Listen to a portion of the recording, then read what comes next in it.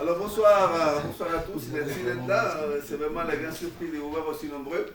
Et désolé pour les retards, mais mon petit-fils devait arriver et je ne pouvais pas commencer sans lui. Vous imaginez, vous avez beaucoup d'importance, mais mon petit-fils est le plus important quand même. Ah oui. Le public quand même. J'imagine que vous êtes aussi nombreux parce que, comme c'est les clubs utilisateurs Macintosh, comment ça s'appelle déjà, François? Polymac. Polymac, non, oublié. Toutes les fois que j'étais venu déjà ici, et j'ai oublié Polymac. C'est les clubs d'essentiels utilisateurs Macintosh. Et aujourd'hui, c'est un jour faste alors pour les utilisateurs Macintosh parce que, qu'est-ce qui se passe aujourd'hui, François? François, c'est le responsable des Polymac. C'était l'esprit qui animait toutes les réunions Macintosh. Et aujourd'hui, François, c'est incroyable, François, c'est un jour faste aujourd'hui. Parce qu'on présente le Macintosh. Mais non, c'est l'anniversaire de Steve Jobs aujourd'hui. Il devait avoir aujourd'hui 65 ans, je sais quand même, c'est pour ça qu'on a organisé ces jours-ci, cette conférence. Alors, il serait retraité comme moi aujourd'hui. Bon, il aurait une meilleure pension que moi, mais il serait retraité comme moi aujourd'hui. Oui, c'est 65 ans aujourd'hui, Steve Jobs. Alors, donc c'est une petite présentation qui n'est pas en rapport direct avec les Macintosh. Mais on va quand même toucher le Macintosh. Parce que c'est comment les hippies ont inventé Internet et tout le reste. Vous allez voir que vraiment ils ont tout inventé. Nous avons tout inventé. Mais il y a des anciens hippies ici dans la salle, je ne vais pas nommer, mais parce qu'ils ne sont pas venus avec les bandeaux et la chemise à fleurs, mais on les reconnaît quand même. Bon. Mais il y a donc, c'est un sujet, donc c'est un rapport un peu avec les Macs et tout ça. Comment on a inventé Internet, mais c'est comment on a inventé tout. Parce que vous allez voir que c'est plus un rapport comment est-ce qu'on a inventé l'informatique personnelle. Et comment on a inventé l'informatique personnelle aux États-Unis. Parce que je vais toucher quelques aspects sur l'invention de l'informatique personnelle en Suisse, et notamment à l'EPFL. Et vous allez voir qu'on était en avance ici en Suisse, et simplement on a raté, je ne sais pas pour quelle raison, on a raté les coches, mais effectivement on était en avance d'une ou deux années, assez souvent, un peu surtout. Bon, on n'était pas en avance sur les hippismes, puisque ceux qui ont participé ici à l'informatique personnelle, contrairement aux États-Unis, n'étaient pas des hippies. C'est Jean-Daniel Nicou, il n'était pas très hippie, là, pour ceux qui les connaissent. Il n'était vraiment pas très hippie, ou René Sommer, ou Guignard, ou Hermandia, les gens, l'équipe qui était là. Ou même toi, tu n'étais pas très hippie, toi, non? Un peu quand même. Un peu quand même. Mais donc, on va parler un peu de ça. Alors, je suis désolé pour ceux qui sont informaticiens. Ce qui est de l'EPFL, je vais faire une petite introduction au départ, une petite introduction qui va être un peu trop, mais comme il y a des personnes qui ne sont pas des informaticiens quand même dans la salle, et notamment mon petit-fils, je vais faire quand même une petite introduction avant de commencer, de démarrer le sujet, et je vais faire une petite introduction sur ce que c'est l'histoire. Alors c'est donc une petite introduction, qu'est-ce que c'est? Alors parce que le mot Internet est là. Alors, Internet, c'est donc un réseau informatique, mais en fait, c'est un réseau des réseaux. En fait, c'est plein de réseaux qui sont ensemble et qui permettent de communiquer. Bon, tout le monde sait, tout le monde fait ça aujourd'hui, mais ce qui est important, c'est que c'est un réseau des réseaux qui n'est pas centralisé, qui est complètement décentralisé, qui n'a pas des gouvernements, qui n'a pas d'hierarchie, on ne fait pas normalement des processus de sélection, etc. Tout ça, c'est très important. Et tout ça est possible parce qu'on s'est mis d'accord sur des protocoles de communication qui permettent qu'on puisse se connecter à ça dans n'importe quelle machine, même sur des machines qui ne sont pas des Macintosh, c'est absolument incroyable, on accepte les PC et tout ça, et sur n'importe quel langage qu'on utilise, on peut se connecter à tout ça, et dans n'importe quel langage, de n'importe quel pays, etc. Et ce qui est intéressant aussi, c'est qu'Internet est né sur des fonds de l'armée américaine. Vous voyez, c'est vraiment assez incroyable, parce que quand on dit un réseau qui n'est pas centralisé, qui ne connaît pas de hiérarchie, qui ne connaît pas de censure, etc., et qui a été payé par l'armée américaine, c'est quand même un peu bizarre. C'est quand même un peu bizarre, mais effectivement, c'était le cas. Donc, il y a le DARPA, qui existe toujours, qui était une agence de développement des projets avancés de l'armée américaine, qui a financé ça, au départ, donc, comme un réseau de communication entre les chercheurs de l'armée, et les premiers nœuds. La première communication entre deux nœuds a été il y a 50 ans. On a fêté l'année passée, je ne suis pas certain, parmi vous ont certainement remarqué cette histoire, qu'on a fêté 50 ans l'année passée, puisque la première communication a eu lieu le 20 septembre 69, année érotique, entre l'Université de Californie et un institut de recherche de Stanford. C'est-à-dire que là, vous voyez, c'était donc en Californie, entre une université et un institut de recherche d'une autre université, les deux, mais donc sur des fonds publics, sur des fonds de l'armée, ça a été fait. Alors aujourd'hui, bien entendu, vous voyez, il y a très peu de sites là, j'aime beaucoup ces graphiques puisque ça montre un peu l'activité, vous voyez, là, les jours et la nuit. On ne voit pas très bien là, on voyait passer comme ça l'ombre de la nuit. Et il y a très peu d'endroits aujourd'hui dans le monde où on n'utilise pas Internet, on ne communique pas. Il y a des millions et des millions de machines. La première application qui a tourné ça à Internet, c'est le courrier électronique, c'est l'email. C'était en 72. C'était en 72 la toute première application. Et la première démonstration publique, c'était également dans cette année. Vous voyez, au départ, c'était quelque chose, c'était un réseau interne entre universités. Mais alors, quelques années après, 3 années après, on a donc fait la première démo publique et on a commencé le courrier avec les succès que vous connaissez. Et pour l'ouverture commerciale, par contre, ça a pris quelques années. C'était seulement au début des années 90 qu'on a commencé les applications commerciales à travers Internet. Et surtout, l'explosion est venue de la Suisse. Vous voyez, première intervention de la Suisse dans l'histoire. C'est au CERN qu'au début des années 90, on a créé le web. Et surtout, le web, qu'est-ce que c'est? C'est surtout la possibilité de communiquer par des hyperliens. C'est quand on clique sur un lien, tout le monde clique sur quelque chose et ça permet d'aller à une autre page, qui nous permet d'aller à une autre page, etc. Et comme ça, on passe toute la journée, hein, Mathéo, on passe toute la journée à cliquer sur des liens comme ça. Mathéo, c'est mon petit-fils. On passe toute la journée à cliquer d'un lien à un autre lien, et on a comme ça, et tout ça, donc, c'était permis grâce à cette invention au CERN. On a ici quelqu'un qui me fait le plaisir de venir, là, qui vient du CERN aussi, et qui a vécu tout ça des premières mains. Et aujourd'hui, tout ça, pour avoir des petits chiens. Pour avoir des petits chiens, on utilise tout ça pour avoir surtout des petits chiens. Vous voyez que bientôt Internet va mourir, puisqu'on ne pourra plus utiliser à cause de tous les petits chiens qui sont installés là-dedans. Mais, alors, je disais, très, très intéressant et très paradoxal, c'est que quelque chose financé par l'armée qui devient avec cette liberté, qui dit pas de centralisation, il n'y a pas un organisme central, il n'y a pas un ordinateur central qui commande Internet. S'il y a un serveur qui tombe en panne, ça ne change pas, ça va continuer à marcher, etc. Liberté de parole gratuite, ça on ne paye pas pour ça, et consensus, tolérance, etc. C'est quand même assez étonnant que ça vient de là. Et surtout, l'effet qu'on est anonyme. Vous voyez, alors on est seulement l'anonymat d'Internet est quelque chose que depuis le départ, alors on a dit, vous voyez que là, il y a le chien qui est dans Internet, personne ne sait qu'on est un chien, on est connecté, personne ne le sait, personne ne sait ce que c'est.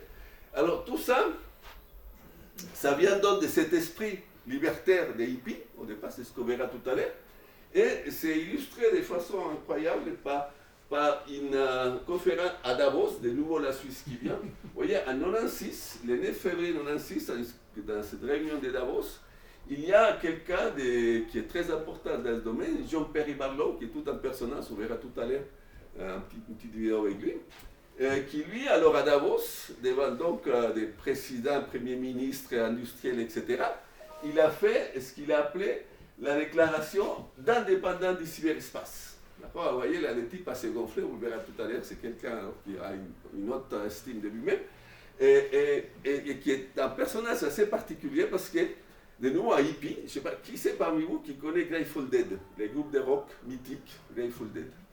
C'est les plus jeunes, mais vraiment, c'est honteux. C'est pas ma fille. Non, mais c'est honteux. Mais là, les plus jeunes, toi aussi, tu connais quand même Grateful Dead. Grateful Dead, c'est vraiment les groupes mythiques des psychodélismes californiens, américains. Alors, un groupe de défoncés complet, avec un guitariste latino, Jerry Garcia, absolument génial. Et ces groupes, alors, qu'on verra tout à l'heure, et ces groupes, alors, qui faisaient alors des jams, qui faisaient des concerts qui pouvaient durer toute la journée, puisqu'ils s'étaient complètement défoncés au LSD, amphétamine, cocaïne, toutes les drogues possibles et imaginables. Alors, l'un des paroliers de Grateful Dead était ce type, était justement Jean-Pierre Barlow était l'un des paroliers, alors des paroles complètement abscondes, hein, c'est des paroles qu'on ne comprenait pas du tout, on ne comprend toujours pas ce qu'il voulait dire. Et ce type alors, est devenu donc, une personnalité d'Internet, il appartient au hall de la Hall of Fame d'Internet, ça existe, comme ça existe le Hall of Fame des rock, des baseball, etc. Les Américains adorent ça. Alors il existe un Hall of Fame d'Internet, et Jean-Pierre Barlow appartient à ce Hall of Fame, et c'est le fondateur, c'est l'un des cofondateurs d'une fondation très importante aux États-Unis qui s'appelle l'Electronic Frontier Foundation, qui est une fondation avec plein de millionnaires qui ont financé ça, pour défendre la liberté de parole et la liberté d'expression dans Internet. Ils mettent plein de pognons dedans pour attaquer pour défendre toute intervention des gouvernements et de n'importe qui, c'est la liberté de parole dans Internet. Et alors ce type, donc à Davos, a fait une déclaration absolument incroyable, donc devant tout le monde, qui commençait par une phrase de Thomas Jefferson. Thomas Jefferson, c'est l'un des pères de la Constitution américaine. Alors, et là, cette phrase, je trouve ça vraiment incroyable. Celle d'erreur a besoin du soutien du gouvernement, la vérité peut se débrouiller toute seule. Vous voyez, alors là, on le voit aujourd'hui avec Trump, que la vérité se défend toute seule. C'est que là, donc, c'était pour dire. Ah oui, là, il y a Trump, là, justement. Alors, vous voyez, là, donc, ça montre bien cette histoire, cette idéologie derrière, qu'on verra encore tout à l'heure. Là, les pires des mots, c'est les gouvernements, c'est l'État. Alors là, c'est vraiment, les individus peuvent défendre tout seuls, et surtout donc avec Internet, avec cyberspace, on a encore moins besoin de l'État. Alors regardez, j'ai fait un petit extrait là, je vous laisse lire là, je ne vais pas les lire moi, parce qu'avec mon accent, je vous laisse lire là, c'est un petit extrait de cette déclaration de l'indépendance de cyberspace,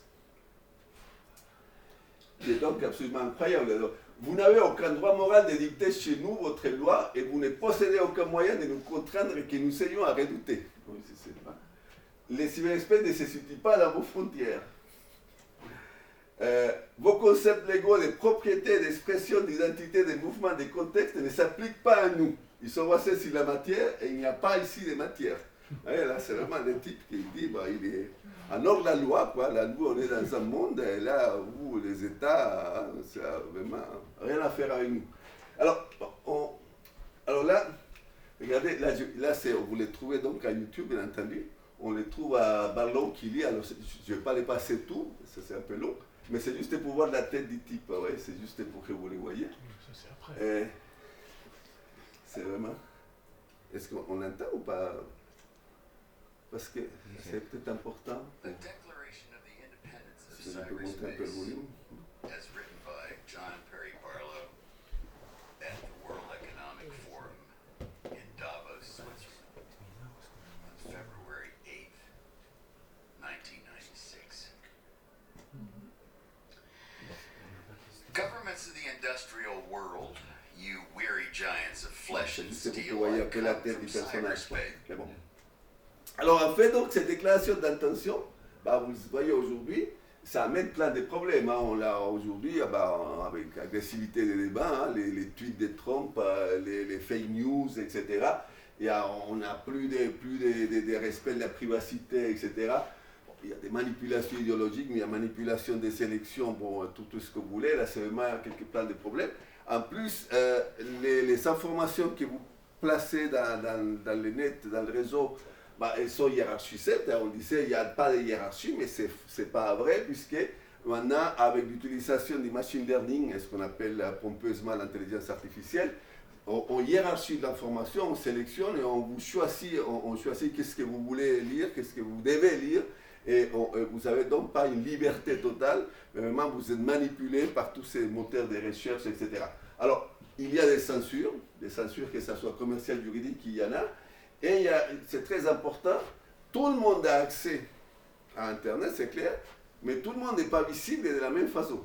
C'est-à-dire que là, vous voyez, la façon où vous êtes visible, elle est choisie soit par Facebook, elle est choisie soit par Google, etc., qui choisit de mettre en avant, de mettre plus visible à certains sites, certaines informations, et pas tout le monde. C'est-à-dire que l'égalité et le manque de hiérarchie et tout ça, c'est pas tout à fait ce qu'on veut. Et surtout, alors, ce qui a tout changé, c'est l'arrivée donc des 4 monstres des GAFA, ce qu'on appelle GAFA, c'est-à-dire l'arrivée de Google, Apple, Facebook et Amazon, c'est ce monopole immense, alors qui contrôlent tout, avec des slogans qui disent beaucoup, ces slogans qui disent énormément de comment ce qu'ils voulaient. Moi j'adore aussi beaucoup ça. Vous voyez là, il faut fail fast, comment on traduit ça. Il faut échouer rapide et échouer souvent. Toi, ça ou l'autre, il faut bouger rapidement à rompant des choses. Et là, ils foncent, on s'en fout. Dès qu'ils cassent des choses, là, on s'en fout parce que surtout, il faut construire d'abord et demander des pardons après. Ça, c'était, je ne me rappelle pas si c'était Google ou Facebook qui faisait ça. C'est des slogans qui, après, ont disparu. On les a après un peu cachés parce que ça commençait à faire un peu désordre, ça. Vous voyez, là, construire d'abord et après demander des pardons, vous casser tout ça. C'est absolument génial, sur tous les droits. Et à ça, bon, on les appelle GAFA, mais je trouve beaucoup plus joli d'ajouter Microsoft, parce que là, dans ces 4 GAFA, on a oublié Microsoft, qui est quand même un autre géant. Et ça nous donne, si on ajoute en plus les I d'Internet, on mélange ces caractères comme ça, et on peut trouver G-Mafia. C'est absolument génial, la Global Mafia. C'est quand même mieux que GAFA, Et vous voyez là, ça joue parfaitement, ça joue vraiment parfaitement. Bon, alors, et à ça, il faut ajouter les compagnies chinoises. Les compagnies chinoises, il y a 3 compagnies chinoises. Parce que vous voyez que la Chine, là on disait de la censure, et Google accepte de se censurer pour aller en Chine, Apple accepte de se censurer pour aller en Chine, etc. Et en Chine, alors, il y a l'équivalent de Facebook, de Google, tout ça, qui s'appelle Baidu, Alibaba et Tencent. C'est l'équivalent d'Amazon, Google, etc. Et ça fait également un joli acronyme, puisque ça fait BAT, chauve-souris. Vous voyez, c'est aujourd'hui, quand on a les coronavirus qui se répandent par manger de la chauve-souris, ça c'est aussi un acronyme qui est pas mal, la chauve-souris. Bon, alors, là, ça c'est la petite introduction. Alors, on va commencer, la petite introduction un peu pour présenter un peu le cadre, mais on va présenter, je ne sais pas si vous reconnaissez là. Vous reconnaissez quand même, un hippie des années 60. Alors, on va donc commencer par les gros du sujet, donc c'était cette histoire. Alors, cette histoire de qu'on doit tout au hippie, alors en fait, ça a été apparu pour la première fois dans le journal Time, cet hebdomadaire très connu aux États-Unis. En 1995, il y a eu un article, vous voyez, c'était un numéro spécial de Time qui était consacré aux hippies. Alors, c'est la philosophie sous-culture, c'était les titres de ce numéro spécial de Time. Et dans ce numéro spécial, donc, il y avait un article qui disait « Nous devons tout aux hippies ». Alors, oubliez les protestes anti-guerre, Vostok, même les cheveux longs, L'héritage réel de la génération des 60, c'est la révolution informatique. Et ça, c'est ce que disait cet article. Et cet article était écrit par quelqu'un qui vous allez entendre parler tout à l'heure, Stewart Brand, un personnage alors clé, qui était alors également un hippie derrière de là, à l'époque, des années 60. Alors là, ce type, on va le voir apparaître à plusieurs fois. C'est un biologiste, biologiste de formation, mais photographe, journaliste, écrivain, bon, etc. C'est vraiment un personnage absolument incroyable et qui est toujours vivant, qui a 80 ans, qui est toujours vivant et qui est toujours très actif, avec une évolution un peu bizarre. Alors, qu'est-ce qui s'est passé donc dans les années 60? Alors, revenons aux années 60. Alors, qu'est-ce qui se passait dans les années 60? C'était vraiment des années de changements socio-politiques, économiques incroyables, puisqu'il y avait plein de choses qui se passaient, pas seulement la bonne musique, qui n'existait plus depuis que le rap est arrivé, c'est terminé, mais à l'époque, pas seulement la bonne musique, mais il y avait également alors les mouvements anti-guerre de Vietnam. Il y a la guerre du Vietnam, il y a le mouvement anti-guerre, il y avait les mouvements pour les droits civiques, les mouvements pour les Noirs, alors qui luttaient partout, l'égalité des femmes, etc. Il y avait plein de choses. Et ces mouvements de protestation aux États-Unis, alors il y avait deux grands groupes. C'était les groupes politiques qui voulaient changer la société, les gouvernements qui pouvaient prendre les pouvoirs, et qui était la New Left, la nouvelle gauche. Alors c'était, vous voulez donc changer la société en passant donc par un changement politique des gouvernements, etc. Et il y avait les contre-culturels, la contre-culture, qui étaient les hippies, qui voulaient changer l'individu. Alors ils disaient, ça ne sert à rien, la politique, c'est justement la politique fait partie de ce qu'on veut changer. La politique, c'est hyper de temps. C'est ce qui nous a foutu dans la merde qu'on a aujourd'hui. Et ça, il faut changer, c'est l'individu. Il faut changer la personne. Et ça, il faut donc élargir l'esprit. Et il y avait à l'époque il y avait un mouvement, une théorie qui s'appelle la cybernétique, que j'ai jamais compris. Je trouve toujours ça très fumé, vraiment des blabla fumé complètement, mais qui était très populaire à l'époque, la cybernétique, qui est de Norman Wiener, un philosophe écrivain Norman Wiener, qui disait que la société était tout simplement de l'information, et cette information se transmettait partout, et ça s'autorégulait. Alors il fallait transmettre des informations, des messages entre tout, et la société était donc ça, et c'était l'équivalent également, on allait dire après, un ordinateur avec des transmissions, et ce qu'on voulait donc c'était surtout changer l'individu pour que ces individus transmettent des bons messages aux autres individus, et comme ça la société s'autorégule, sans qu'il y ait un gouvernement, sans qu'il y ait une hiérarchie, sans qu'il y ait une centralisation, tout ce qu'on a voulu après dans Internet. Tout ça, on voulait au niveau de la société, et c'était un transformant en individu. Alors donc ça, c'était les hippies. C'était les hippies. Et au départ, donc, la gauche, la technologie, ça l'aimait pas beaucoup. La technologie, et surtout l'informatique, quand c'est là, on voyait IBM, qui était la grosse boîte informatique IBM, qui n'était pas à l'ouest des États-Unis, mais à l'est des États-Unis. On voyait ça comme la boîte bureaucratique, avec tous les gens à cravate, etc., cheveux courts, tous les contraires de ces mouvements culturels des hippies. Et on voyait ça mal, complicité avec les pouvoirs et tout, on voyait très mal. Et on dénonçait la technologie comme quelque chose qui poussait à la consommation, et justement, on s'attaquait à la surconsommation, et ça, c'était très mauvais. C'est-à-dire que les hippies, c'était assez bizarre, parce que, alors, ils prenaient un retour à la nature, ils ont fondé des communes, partout, c'était absolument incroyable. Des communautés, il y avait entre 65 et 70, il y a eu plus de 10 000 communes dans l'ouest des États-Unis fondées, avec presque 1 million de personnes qui vivaient dans ces communes. Alors complètement à l'extérieur, complètement à l'extérieur des grandes villes, qui étaient autarciques, qui vivaient comme ça en communauté. C'était un échec, après les années 70, c'était un échec, toutes ces communes. Mais bon, mais énormément de personnes. Donc je disais, presque 1 million de personnes comme ça qui vivent dans ces communes. Et eux, donc, ils voulaient chercher donc, cette autorégulation, cette auto-organisation, et cette expansion de l'esprit. Et eux, ils ne tapaient pas sur la technologie. Parce qu'ils disaient, ce qu'il faut, c'est augmenter la créativité de l'individu, augmenter la créativité humaine, et pour ça, on peut utiliser les outils technologiques. Les outils vont nous aider. Si on trouve les bons outils, et l'ordinateur pouvait être un de ces bons outils, l'informatique pouvait être un des bons outils, on va augmenter la créativité et on va comme ça former une nouvelle société. Et bien entendu, les drogues. C'est pour augmenter la créativité, il fallait aussi également aller faire ça en consommant des drogues, la marijuana, les LSD, etc. Et les LSD, de nouveau la Suisse qui arrive, avait un rôle prépondérant dans cette expansion de l'esprit humain, parce que les LSD était une drogue qui a été synthétisée ici à Sandoz, qui s'appelle aujourd'hui Novartis, très tôt, en 1948, je crois, 48, oui, en 1948 par là, c'était synthétisé, non, 1938. 1938 a été synthétisé les LSD par un chimiste suisse, Albert Hofmann, qui a synthétisé ça, mais qu'il a perdu de vue pendant 5 ans. Vous savez ce que c'est, ces produits chimiques dans les grandes entreprises pharmaceutiques, c'est qu'ils trouvent quelque chose. Là, c'était quelque chose qui avait été trouvé, un psychotrope qui a été trouvé, basé sur quelque chose qu'on connaissait depuis le Moyen-Âge, c'est que dans les seigles, il y a des champignons qui poussent parfois dans les seigles, et ces champignons possèdent des vertus comme ça, psychédéliques, hallucinatoires, etc.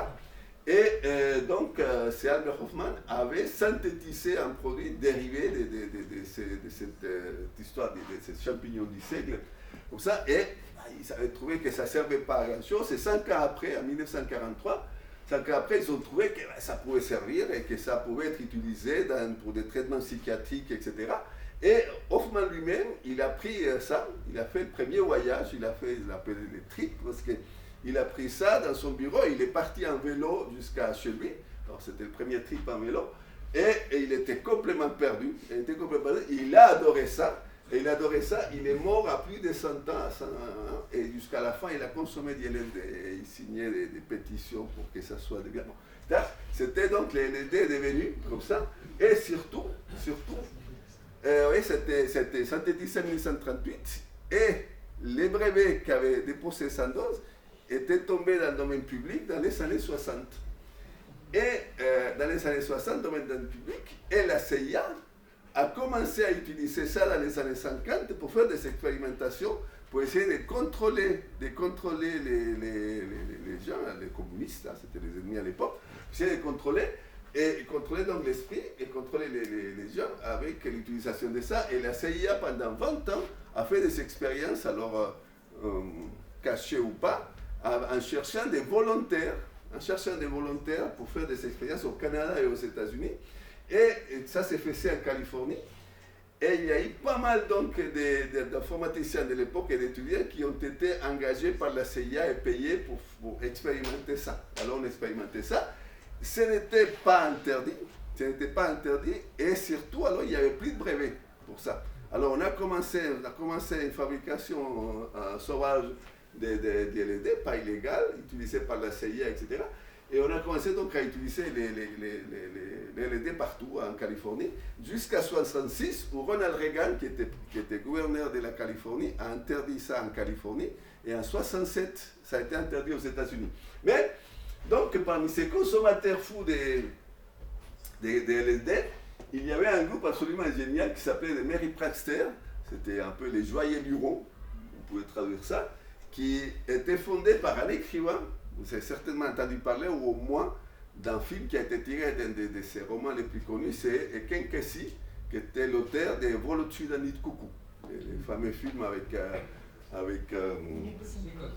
Nicholson, avec Jack Nicholson, et l'Indien qui tout le monde dit qu'il me ressemble énormément. Tout le monde dit que l'Indien qui est identique à moi. C'est assez fou. Alors, Ken Kesey, qui était l'auteur de ces romans, alors, après, avec un autre écrivain, Neil Cassidy, avec les Grateful Dead, etc., ils sont pris un bus d'école, et l'on regardez, pas avec tout ce machin, avec des gens qui montaient par-dessus et tout ça, plein de filles, bien entendu. Là, les filles, ça bougeait d'un côté et de l'autre, et les musiciens et tout, et ils se sont mis comme but de faire connaître les LSD à tout le monde. Et là, ils faisaient le tour, ils partaient en route, ils vivaient sur la route pour distribuer des LSD, des amphétamines, des marijuana, etc. à tout le monde, pour faire connaître tout le monde, ouvrir l'esprit, ouvrir les portes de perception, comme disait Aldous Huxley à l'époque. Alors, là, donc, c'était vraiment un groupe très très connu. Et Stewart Brand, les journalistes qui a écrit l'article dans le temps, a fait aussi également un temps partie de ces groupes. Et la bande musicale préférée était donc les Grateful Dead, où John Perry Barlow était l'écrivain de ça. Alors, juste là ici, je vais vous montrer, il y a eu, à la fin des années 90, il y a eu un documentaire fait en Angleterre sur les Mary Praxter. Alors, je vais vous montrer ici juste les trailers, les lancements de ça. Ça fait 3 minutes, comme ça, pour que vous voyez un peu la folie qui était.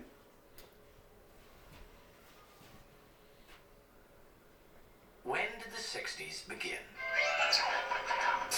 That might seem obvious, but in 1964, this man, Ken Kesey, lit the fuse for the explosion of the 60s.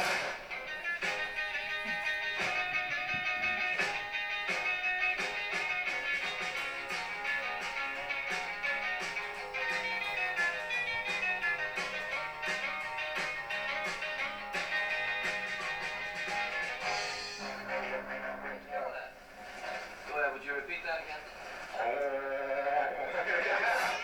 We weren't old enough to be beatniks, and we were a little too old to be hippies. Everybody I knew had read On the Road. It stirred us up. So we decided to go travel across the country. Since it turned out that there were so many of us, we decided we'd buy a bus. It was like a troop of minstrels. There was this guy with no shirt on, talking Malaman. Cassidy is Nick going to drive the Cassidy bus. était le chauffeur du It bus. looked like a traveling pleasure palace. It was big and roomy and spacious until we got all the people in it. That's it, Commander, as usual. We take turns riding shotgun with him. It was almost impossible for him to ever shut off. All you can do is experience this thing. Ken really believed that things could be changed. He saw himself as a kind of liberator. People didn't think we were hippies or that we were drug freaks because it wasn't in the news yet. The public always grinned when they saw that bus. We are the Merry Band of Pranksters.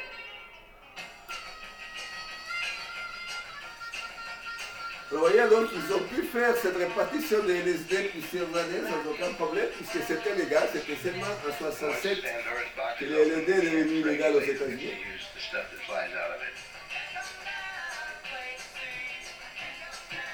Et plusieurs, donc, et à plus de ça, donc, la CIA a engagé des gens, des jeunes, des universitaires, des étudiants en Californie pour participer à ces expériences.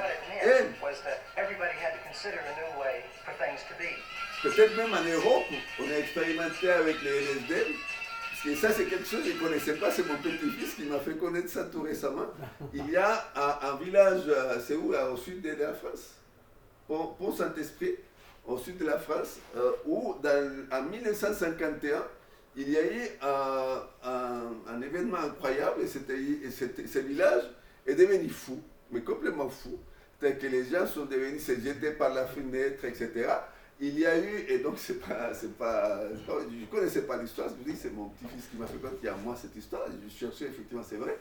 En 1951, donc il y a eu 7 morts, il y a eu 300 personnes internées dans les hôpitaux, etc. Et une vingtaine qui ont été internées dans des asiles psychiatriques à cause de ça, et donc 7 morts. Et cette histoire n'a jamais été élucidée. On ne sait pas ce qui s'est passé. Et donc, on soupçonne que c'est effectivement une des théories, et apparemment une des théories les plus fortes, c'est que c'était la CIA qui faisait aussi des expériences ici à l'Europe. Et on testait, et c'était une expérimentation qui est mal tournée, quoi. Et donc, avec des morts et tout ça. Et donc là, dans cette équipe de Merry Pranksters, il y avait Stewart Brand, et il a perdu son père, et tout d'un coup, il s'est dit qu'il fallait qu'il fasse des choses. Il avait fait des études de biologie, mais ça, il n'aimait pas beaucoup ça. Et il a vu, dans cette tournée des Merry Pranksters, il a vu qu'il y avait toutes ces communautés. Il y avait toutes ces communautés qui cherchaient des outils, qui cherchaient à faire des choses, à devenir donc autarciques, etc.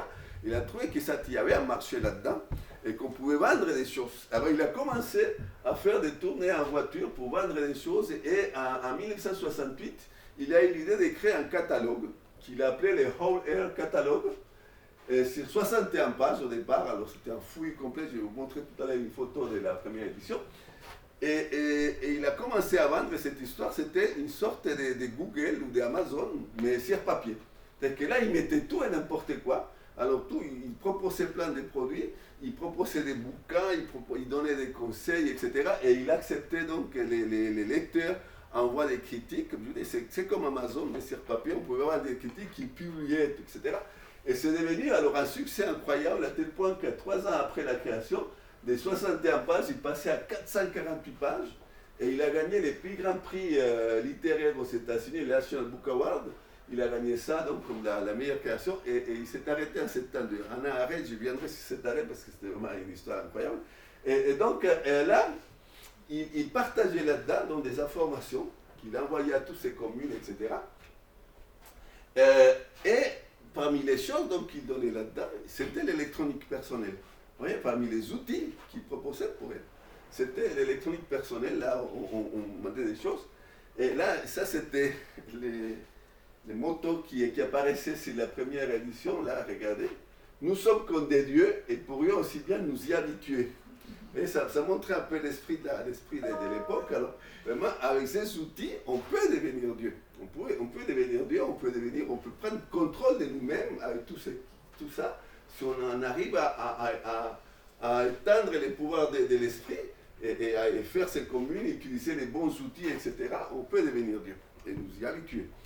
Et Steve Jobs a dit dans une conférence qu'il a fait à Stanford, il a dit c'est le Whole Air Catalogue était comme Google, mais en papier. Et c'était 35 ans avant Google, c'était ça. Alors regardez, c'est un peu ça. C'était une photo de 2 pages de la première édition. Alors vous voyez, c'était vraiment quelque chose qui était bon. Il n'y avait pas d'imprimante laser à l'époque, hein, il n'y avait pas Word, il n'y a rien de ça. Alors c'était vraiment fait sur des mauvais papiers, etc. Et c'était vraiment enfoui de tout et n'importe quoi. Critique des bouquins, critique de tout, information sur des produits, bon, tout. Mais c'est vraiment un gros succès. Et surtout donc un gros succès, pas seulement dans les communes, des hippies, mais aussi un gros succès autour de tous les chercheurs qu'il y avait autour de ça. Vous voyez, ça s'était fait en Menlo Park autour de Stanford. Et c'est là où il y avait les meilleurs laboratoires qui travaillaient à l'époque sur l'informatique, se trouvaient là-dedans, tout près. Et il y avait également des clubs d'utilisateurs d'électronique, les Homeview Computer Club, qui est très, très connu pour les Mac, puisque c'est là où est né l'Apple. C'est là Steve Wozniak et Steve Jobs, Wozniak et Jobs ont été membres de ces clubs. Et il y a plus, on viendra tout à l'heure sur ces clubs, Et il y avait les principaux centres de recherche de Stanford, étaient là, notamment deux, qui étaient, attention, hein, ces deux centres-là étaient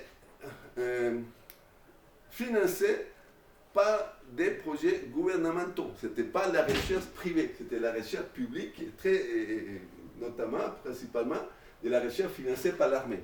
Alors ces deux centres étaient vraiment absolument incroyables, et c'était deux centres qui se trouvaient des côtés opposés de Stanford, mais tout proche, je vous montrerai un map tout à l'heure, un plan tout à l'heure, mais qui avaient deux philosophies séparées, des philosophies complètement opposées. Il y avait les ARC, les Augmentation Research Center, les centres de recherche sur l'augmentation des capacités du cerveau humain, de l'esprit humain. C'est ça qu'on voulait augmenter, qui était créé par Doug Engelbart en 1963, au début des années 60, et qui, lui, alors, ce qu'il voulait, c'était d'utiliser l'ordinateur et l'informatique pour augmenter la créativité de l'homme. D'utiliser l'ordinateur pour ça. Vous voyez, l'ordinateur, jusque-là, était utilisé surtout pour faire des calculs. C'était une machine à calculer. C'était un ordinateur, c'était ça. Et tout d'un coup, là, Engelbart est venu à l'idée, mais non, on peut l'utiliser pour d'autres choses. Aujourd'hui, ça nous semble tout à fait normal, hein, qu'on utilise l'ordinateur pour tout, pour dessiner, pour faire de la musique, etc. À l'époque, c'était pour faire des calculs. C'était ça, l'ordinateur. Et donc, il disait, mais avec ça, avec toute la puissance d'un ordinateur, on peut augmenter la créativité de l'homme et lui permettre de l'aider à faire plein de choses. Et l'autre laboratoire, qui était donc philosophie complètement opposée, c'était les SAIL, Stanford Artificial Intelligence Laboratory, qui lui, créé par John McCarthy en 1964, voulait pas augmenter la puissance du cerveau, mais remplacer le cerveau par des machines. Et ça, c'était donc tout à fait opposé. Tout à fait opposé. Et là, les SAIL, McCarthy, était tout un personnage, McCarthy, et il avait travaillé au MIT d'abord. Au MIT, il avait créé au MIT ce qu'on appelle aujourd'hui l'intelligence artificielle. C'est lui qui avait inventé ce terme, l'intelligence artificielle, que je n'aime pas du tout. Mais c'était lui le premier qui avait utilisé ce terme intelligence artificielle. Et surtout, il avait inventé un langage qui s'appelle Lisp, qui veut dire langage imbécile saturé de parenthèses. C'est pas vrai. C'est pas vrai. Ça pourrait dire, ça ne veut pas dire ça, mais Lisp est un langage qui a été inventé comme ça dans les années 50-60 et qui est encore aujourd'hui le langage le plus utilisé dans les domaines de l'intelligence artificielle. C'est vraiment un langage qui a transformé ça et qui a plus de ça. Tu connais bien ça, qu'est-ce que tu voulais dire, Lisp? AppleScript commence à remplacer depuis 15 jours.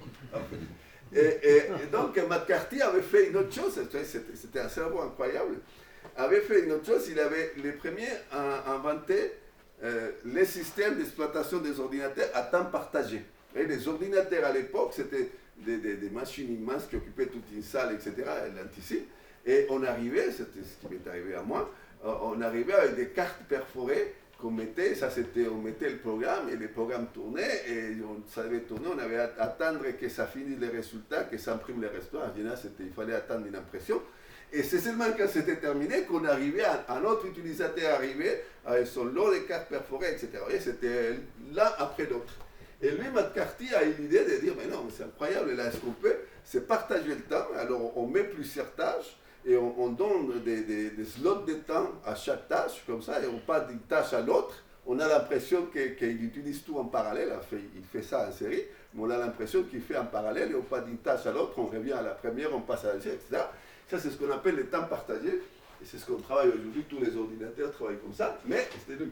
Et ça, c'est important, ça, parce que vous voyez, lui, il était contre cette histoire d'ordinateur personnel, parce que justement, avec cette histoire d'informatique partagée, temps partagé, l'ordinateur personnel était moins nécessaire, puisqu'on avait ces grosses machines qui pouvaient être partagées par plusieurs utilisateurs.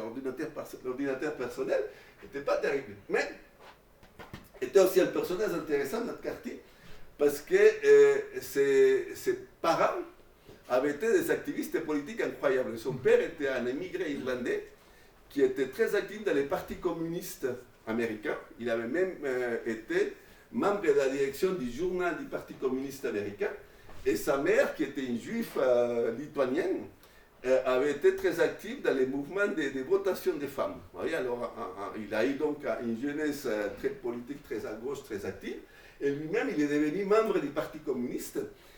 Mais rapidement, il y a eu les procès de Moscou et surtout, il y a eu l'occasion de voyager à Moscou pour faire des conférences d'intelligence artificielle. Et là, il a vu donc le communisme à l'intérieur. Et il a donc abandonné le communisme, mais il a quand même resté un homme de gauche et un peu hippie aussi. On voit ces photos des années 60 avec bandeau, cheveux longs, barbe, etc. Et dans un de ses voyages, c'est intéressant aussi, dans un de ses voyages en Union soviétique, il se sont lancés un défi avec un groupe russe qui avait un programme pour jouer aux échecs dans les années 60. Et ils se sont fait donc un défi sur 4 matchs, et ça durait presque toute l'année. Presque toute l'année, il n'y avait pas le réseau, etc. Il fallait s'envoyer par téléphone, je ne sais pas comment, par télégramme, les mouvements, et ça durait presque une année, les quatre parties d'échecs. Et c'est les Russes qui ont gagné 4-0. 4-0, c'était vraiment la honte pour les Américains.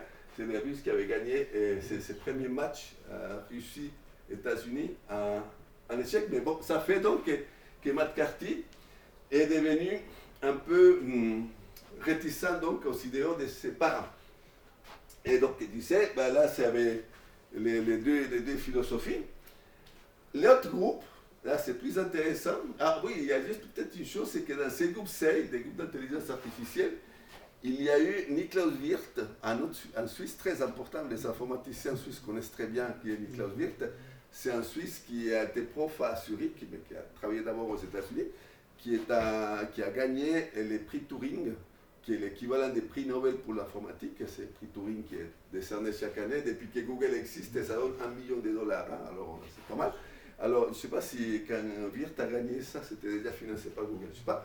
Mais donc, un prof mythique de l'informatique suisse qui a inventé des langages, qui a inventé des machines, on reviendra tout à l'heure. Et Wirth a travaillé chez SEI. Et Jobs et Wozniak, qui étaient des étudiants de collège à l'époque, qui habitaient tout près, passaient très souvent voir surtout des jeux qui étaient des jeux d'informatique qui étaient faits là. Et Jobs et Wozniak ont été très inspirés également par les travaux qui étaient là. Mais les groupes qui me semblent plus intéressants, c'est l'autre groupe, le groupe ARC de Doug Engelbart. Parce que c'est le groupe alors qui voulait étendre, pas remplacer l'homme par la machine, comme voulait les McCarthy, mais qui voulait étendre la capacité, la puissance du cerveau humain grâce aux ordinateurs. Dans ces groupes, il y a plein de choses superbes qui sont inventées, et notamment la souris. Alors, la souris a été inventée par Engelbart, le directeur de cette équipe, en 1967. Et il voulait donc, c'est le premier qui a eu cette idée, de rendre l'ordinateur une machine créative, pour aider à la créativité de l'homme.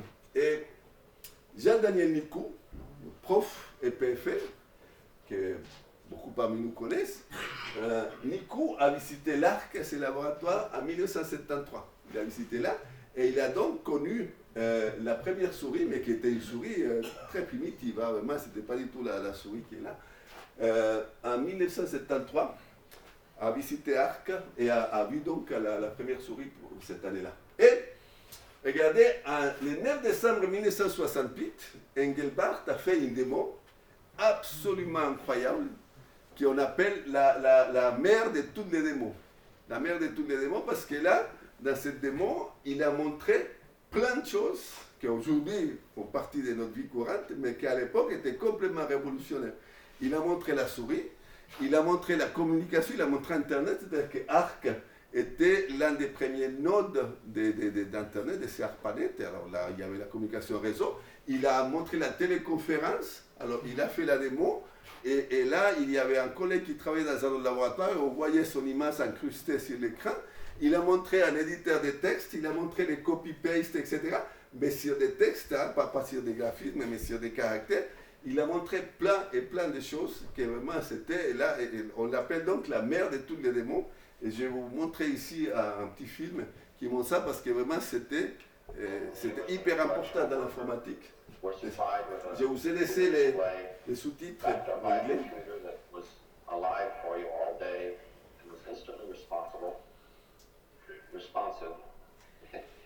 Ça c'est Gebhardt. How much value can you derive from that? Well, this basically characterizes what we've been pursuing for many years in what we call the Augmented Human Intellect Research Center at Stanford Research Institute. We're going to try our best to show you rather than tell you about this program.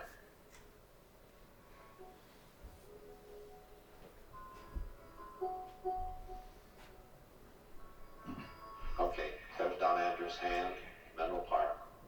And in a second we'll see the screen that he's working and the way the tracking spot moves in conjunction with movements of that mouse. La première fois qu'on voyait une souris en public, Started that way, we never did change it. il n'avait pas du tout la bonne précision. C'est-à-dire que les copy-paste ne pouvaient pas marcher très bien parce que la précision était très mauvaise. That's the way I start many projects. Et les traitements des textes, My system, that's a good start. I'll sit here and say, I'd like to load that in. So I'm putting in an entity called a statement, and it's full of other entities called words. And if I make some mistakes, I can back up a little bit. So I have a statement with some entities, words, and I can do some operations on these. I can copy a word, because that word might copy after itself. Let's make more statements. I'll say copy that statement, and lo and behold, I have another one. Copy that one, another one. I can even copy groups of statements. I can say after that one, copy the group from there to there. And it does. So let me jump back to the head of this. il n'y avait pas les fontes, bien entendu, hein, c'était des caractères. I say after bananas, it's more likely that I'll take the carrots there. So let me organize it by saying just generally produce. Produce, I've got carrots. And I'll move under there also bananas. In fact, I can move a whole group under there, say oranges and apples also. Well, I'm going to do something called jump on a link. And a link is something that'll go between files. So what it's going to do... Donc l'hyperlink inventé après, utilisé après dans le web, donc, mais So here's what I do. ouais, c'était très primitif, mais on voyait déjà le principe de cliquer sur un mot pour aller quelque part ailleurs. I have to go to pick up all the materials. That's my plan for getting home tonight. But if I wonder, I can say, the library, what am I supposed to pick up there? I can just point to that. And oh, I see, overdue books and all. Well, there was a statement there with that name on it. Over, so in his display, he sees my text, so I'll execute it.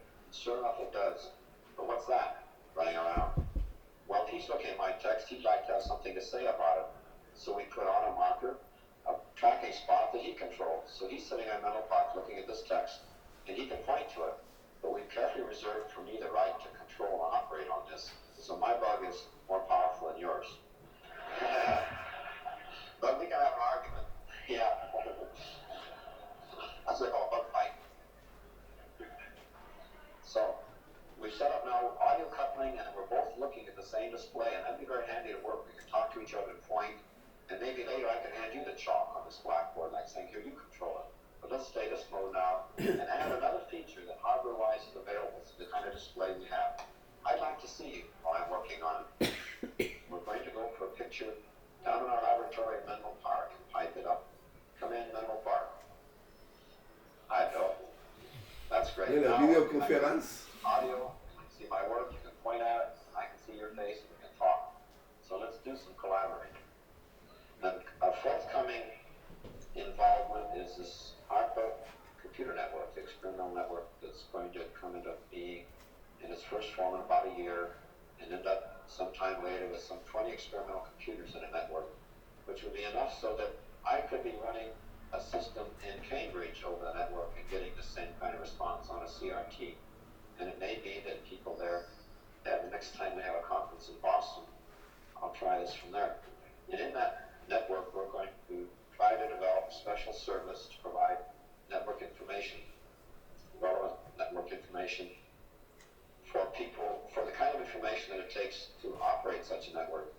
Who's got what services, what protocol do I use to get there, who's up to date, how much, where's the user's guide, where can I find the paper that describes this system that so-and-so offers. That's going to be a very interesting challenge for us to utilize our tools for organizing and treating information.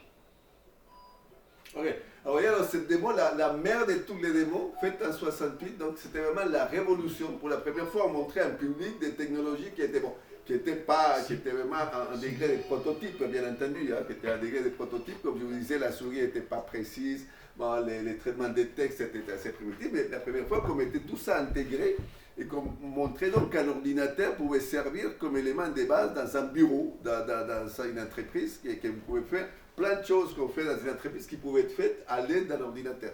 Et donc, on pouvait alléger le travail des humains avec un ordinateur et augmenter donc la capacité intellectuelle, c'est ce qu'il voulait dans sa recherche. Là, vous voyez que Engelbert, là, ça c'est publié à Engelbert et Diamant. Engelbert n'était pas un révolutionnaire, comme McCarthy, mais il n'était pas hippie ou la cravate et tout ça. Mais il a quand même essayé des fois les LSD. Il a essayé des fois les LSD puisqu'il voulait augmenter la capacité de l'homme. Bah, il a dit, pas seulement avec l'ordinateur, on essaye les LSD et pour voir si on pouvait augmenter la créativité. Et il a essayé seulement des fois parce que ça n'a pas aidé beaucoup à l'intelligence. Et la créativité, bah, je voulais juger ce qu'il a fait lors de son deuxième essai. Et il a créé quelque chose d'absolument incroyable. Il a créé un jouet pour encourager les enfants à faire pipi dans les toilettes. Alors, donc, sous les effets du LSD, il a inventé une roue. Alors, une roue qu'on met dans les toilettes, alors qui flotte, une roue flottante, et quand l'enfant venait faire pipi, bah, ça tournait. Et alors là, ça attirait l'enfant, et l'enfant allait venir, mais ça n'a pas eu beaucoup de succès commercial. Mais donc, c'est ce qu'il a créé sous les effets du LSD. Alors il a dit, bon, moi, c'est pas tellement ça, et il a préféré continuer ses travaux avec l'ordinateur. Et donc, tout ça. Ah oui, à ses propos, ah oui, et en politique, c'est intéressant, c'est qu'il était donc pas quelqu'un de très à gauche, mais il était un lecteur incroyable, un lecteur vraiment assidu, du petit livre rouge de Mao. C'est incroyable. Pourquoi? Parce qu'il disait, mais on va, avec cet ordinateur, on va changer plein de choses, il faut changer la mentalité des gens. Et Mao a réussi à changer la mentalité des millions et millions de Chinois. Alors peut-être le petit livre rouge de Mao va me donner des idées de comment est-ce qu'il faut changer la mentalité des Américains pour utiliser les ordinateurs. Alors bon, là ça c'était un échec aussi, mais bon. Mais il a quand même lu beaucoup les livres rouges de Mao. Il y a une chose, j'ai oublié, puisqu'il parlait des LSD. Dans les laboratoires de McCarthy, les laboratoires d'intelligence artificielle, on a créé l'e-commerce. Vous voyez, les e-commerce, on tend à croire que l'e-commerce, tout ça, a été créé à cause des sites porno, des sites de sexe, etc. Mais non, c'était la drogue. La première transaction commerciale qu'on a faite sur Internet, c'était une transaction d'achat de marijuana entre des chercheurs du MIT et des chercheurs de Stanford en 72, lorsque Internet venait de commencer, les emails venaient de commencer, et on a donc fait une transaction entre les étudiants de Stanford et les étudiants de MIT. On a trouvé, d'après dans les archives, on a trouvé donc la trace de cet échange commercial d'achat de marijuana, on fait ça Internet. Première transaction avant Amazon et tout ça. Bon, et là, alors c'est donc cette démo a été dans le public, c'était encouragé, ces recherches, je vous disais tout à l'heure, étaient des recherches publiques, hein, c'était pas des recherches privées, c'était financé par l'armée américaine ou par le gouvernement américain. C'est-à-dire qu'ils avaient une liberté totale de recherche et on ne cherchait pas un produit à la fin. Vraiment, ils passaient des années et des années à chercher ça, à faire de la recherche, mais sans aucun but commercial au bout. Mais c'est allé quand même, ces résultats, c'est allé quand même chez les grands les grandes compagnies qui faisaient des produits de bureaux à l'époque, c'était qui? C'était IBM et Xerox. Vous voyez, deux compagnies de l'Est des États-Unis. IBM et Xerox, c'était des grosses compagnies, mais Xerox, c'était une compagnie plus dynamique, puisque plus jeune qu'IBM, qui était vraiment une compagnie très corsetée, etc. Là, Xerox était plus dynamique, la compagnie des photocopies, qui avait plein de millions de dollars qu'ils pouvaient dépenser. Alors Xerox, en 1970, vous voyez, 2 ans après cette démo, a décidé de créer un laboratoire en Californie, alors tout près de Stanford. C'était le parc Palo Alto Research Center, qui est devenu, alors qui a été créé là pour essayer d'utiliser tous ces outils créés par Engelbart et son équipe, la souris, tous ces traitements de texte, etc., d'essayer d'utiliser pour qu'ensuite Xerox les vende pour les produits de bureau de Xerox. Et alors ce laboratoire est devenu vraiment l'Eldorado pour tous les chercheurs en informatique à l'époque. Tous les chercheurs d'informatique voulaient travailler chez PARC, vraiment parce que les conditions de travail étaient incroyables, liberté totale, bon salaire, etc. Et donc les meilleurs doctorants, les meilleurs chercheurs allaient travailler à PARC. C'était encore le cas, j'étais arrivé ici en 76, ici à l'EPFL, et à cette époque, c'était encore l'âge doré, encore de PARC, tout le monde rêvait d'aller là, comme aujourd'hui, tout le monde rêve d'aller à Google. À l'époque, on rêvait d'aller à PARC. Et c'est incroyable, là-dedans, on a tout inventé et Xerox n'a rien profité. C'était vraiment la folie. On n'arrive toujours pas à comprendre comment Xerox a raté le coche à ce niveau-là. Alors, dans ce laboratoire, on a créé le premier ordinateur avec interface graphique, l'Alto. C'était vraiment, comme interface graphique, ça veut dire que c'est un ordinateur personnel. Première fois qu'on avait un ordinateur pour une personne, avec un écran, avec un graphique, avec des fontes, on pouvait dessiner, on pouvait avoir des graphismes, pas seulement les caractères, hein, les lettres comme on a vu dans la démo d'Engelbart, mais avec des fontes, des graphismes, etc. La mémoire utilisée, les 2/3 de la mémoire étaient utilisés pour l'écran, parce que c'était des bitmaps, hein, c'était des fenêtres, etc. Ça, c'était donc, comme on a aujourd'hui tous les ordinateurs, bon, à l'époque, c'était le premier qui utilisait ça. Les WYSIWYG, les What You See is What You Get, les éditeurs de textes dans lesquels on voit les textes tels qu'ils vont apparaître. C'est ce qu'on a aujourd'hui, ça n'existait pas avant, non, avant ça n'existait pas. Avant on mettait les caractères comme ça et on ne savait pas comment ça allait sortir après dans l'imprimante. Ben là on voyait exactement ce qui allait sortir. PostScript, les langages alors utilisés dans tous les produits d'Adobe et qu'on utilise dans PDF, etc. C'était inventé là-bas.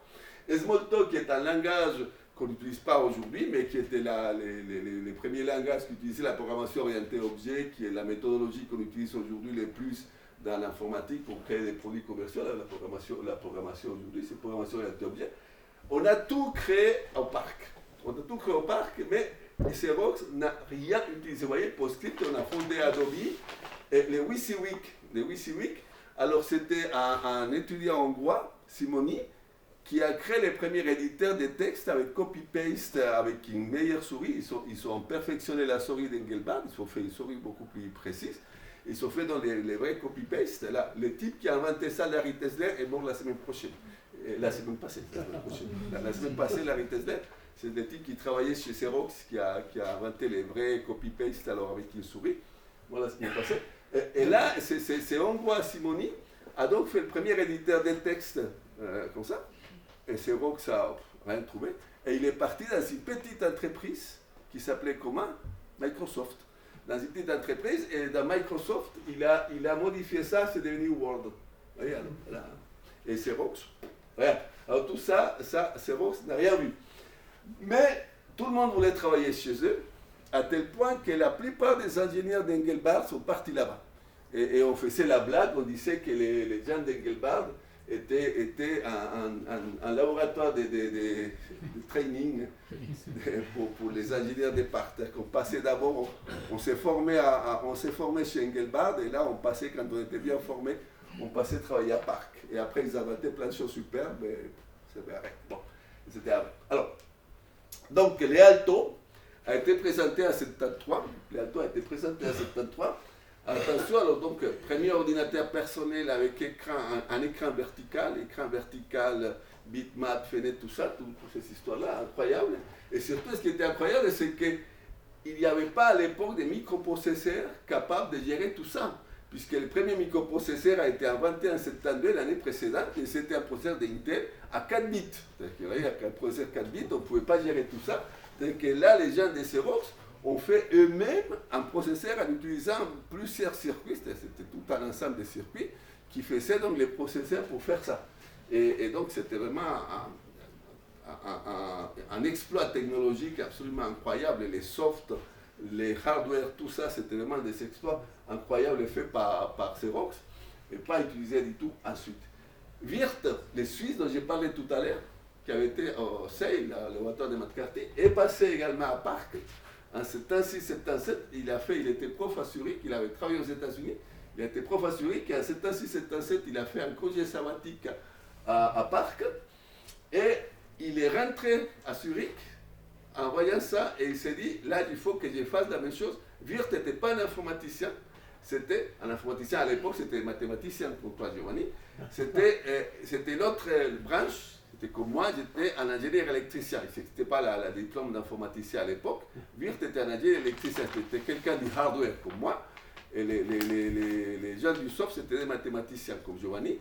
Et là, Wirth a donc créé à Zurich un ordinateur inspiré dans les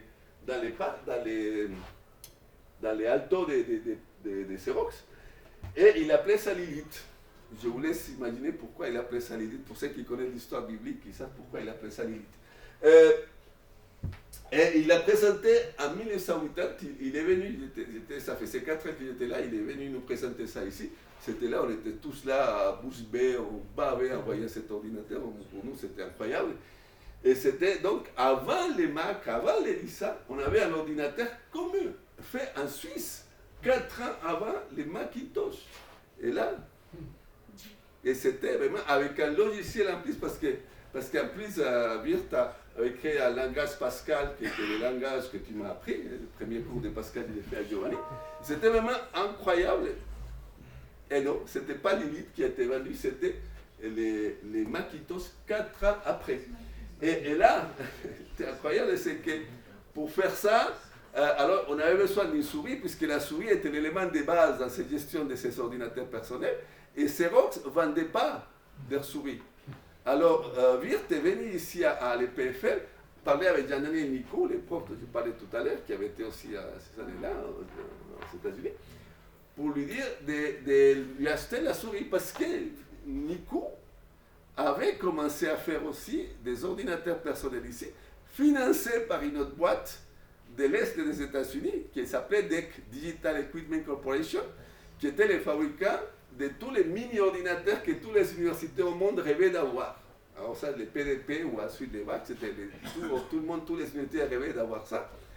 Mais de nouveau, alors la boîte incroyable, mais de nouveau, la même chose, c'est que les Kenneth Olsen, qui étaient les grands dirigeants des Digital, avaient dit, mais les ordinateurs personnels, ça sert à rien. Mais qu'est-ce que c'est cette histoire?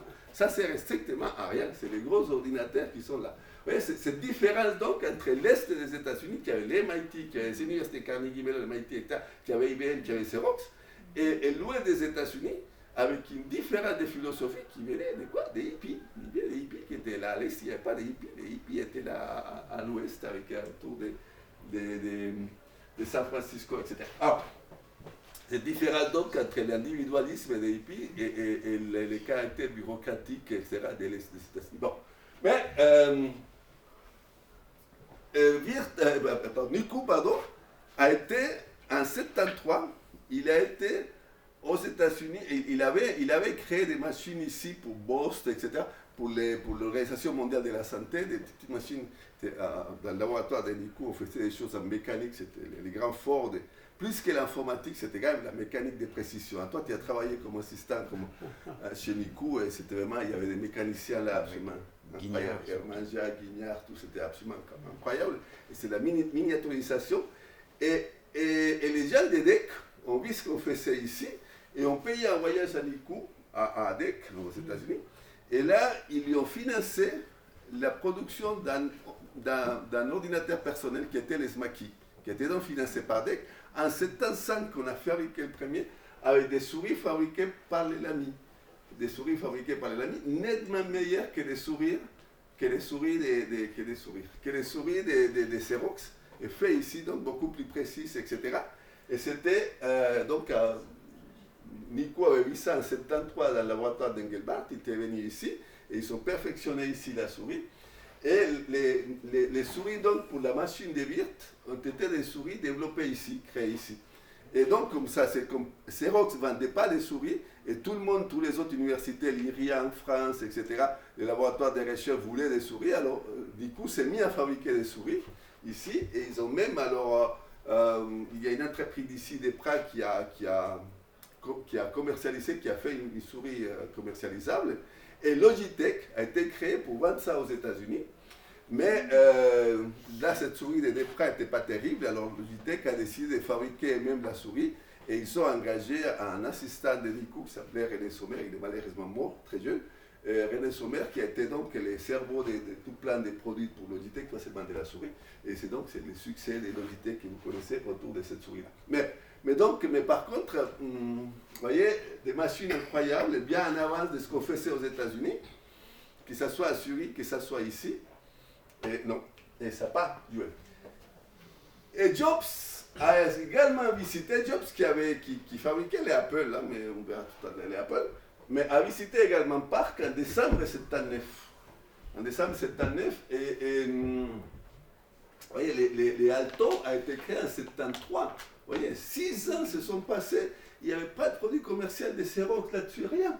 Et Jobs a visité Parc en 79, et il a dit ça, il a dit mais c'est absolument génial.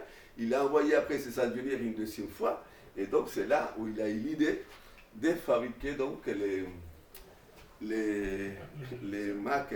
D'abord il a fait les Lisa, et après les Mac. Ce qui est rigolo, c'est en cette année, de nouveau, on vient sur Stewart Brand, de nouveau, des titres qui apparaissent partout. Et Stewart Brand a fait un reportage pour Rolling Stone. Alors Rolling Stone, qui connaît ici Rolling Stone? Ah oui, il y a quand même des personnes qui connaissent Rolling Stone. Alors, Rolling Stone qui était la revue mythique des rockers aux États-Unis, qui existe toujours, mais pas aussi bon qu'à l'époque. La revue mythique des rock, qui existe même en édition française, il y a une édition française qui est même meilleure que l'édition américaine aujourd'hui. Alors, Stewart Brand a fait un reportage pour Rolling Stone en 72. Il est allé avec Annie Leibovitz. Annie Leibovitz, c'est la grande photographe de Rolling Stone et la grande photographe aujourd'hui. C'est une photographe alors qui a fait la fameuse photo de John Lennon et Yoko Ono à nu sur la lune. C'est Annie Leibovitz qui l'a fait. Il a fait des photos donc de Madonna et tout le monde. C'était un grand photographe. Et Stewart Brand est allé avec cette photographe chez Parc. Et faire alors un reportage là-bas, à Parc. Et là, ce qu'il a vu, c'est un reportage qui a fait vraiment une publicité incroyable, parce qu'il montrait alors les gens des parcs, alors tous des chevelus. Alors c'est dommage que les photos que j'ai trouvées, c'est de très mauvaise qualité, mais tous des chevelus et tous des hommes et des femmes. Hein. Il y avait quand même pas mal de femmes à l'époque dans l'informatique, dans la programmation. Et avec une liberté qui passait là la journée à faire des jeux, à jouer Star Wars, des jeux de guerre. Ciao, Pauline.